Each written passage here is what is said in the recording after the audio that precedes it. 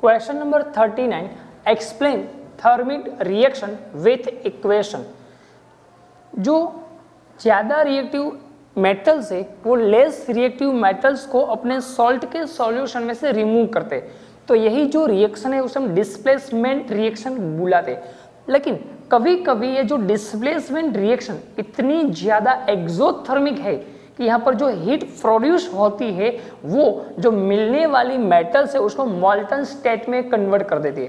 तो यही जो रिएक्शन है कि जहाँ पर जो डिस्प्लेसमेंट रिएक्शन है उसमें जो मेटल्स डिस्प्लेस होती है वो मॉल्टन स्टेट में मिलती है, उसी रिएक्शन को हम थर्मिट रिएक्शन बुलाते हैं। The more reactive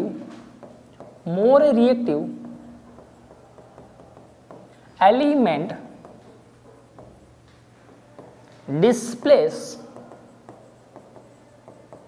less reactive metals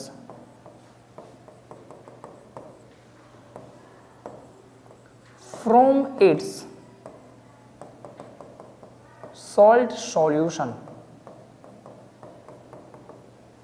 This reaction is known as, उसी रिएक्शन को हम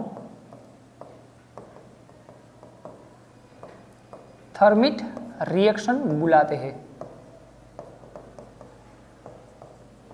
लेकिन कभी कभी ये जो थर्मिट रिएक्शन है वो ज़्यादा एक्सोथर्मिक होती है, जिसकी वजह से यहाँ पर जो मेटल्स डिस्प्लेस होती है वो हमें मोल्टन स्टेट में मिलती है। Sometimes this displacement reaction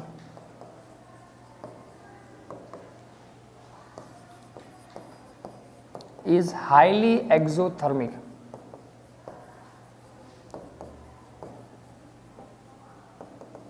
So, displaced metal produced in molten state.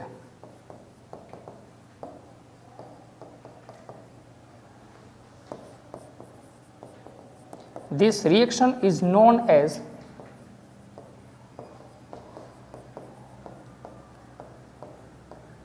Thermite reaction. For examples की बात करते तो जो आयरन्स है उसको जब हम एल्यूमिनियम ऑक्साइड के साथ रिएक्ट कराते तो यहाँ से जो आयरन है, जो एल्यूमिनियम है, उसकी जब हमने आयरन ऑक्साइड के साथ रिएक्शन कराई तो ये जो एल्यूमिनियम है वो आयरन ऑक्साइड से ज़्यादा रिएक्टिव है। तो यहाँ से जो एल्यूमिनियम है वो आयरन ऑक्साइड में से आयरन को डिस्प्लेस करते हैं। लेकिन ये रिएक्शन इतनी ज़्यादा एक्सोथर्मिक है कि यहाँ पर जो हमें आयरन मिलता है वो हमें लिक्विड फॉर्म में मिलता है और साथ ही साथ में यहाँ पर हमें एल्यूमिनियम ऑक्साइड मिलता है। तो ये जो थर्मिट रिएक्शन है उसी की यूजेस जो रेलवे पार्ट है उसे ज्वाइंट करने के लिए जो वेल्डिंग में यूज होता है, और बाद में जो मशीनरी है उसी मशीनरी के जो पार्ट्स है उसे भी ज्वाइंट करने के लिए यही जो थर्मिट रिएक्शन है उसका यूज होता है।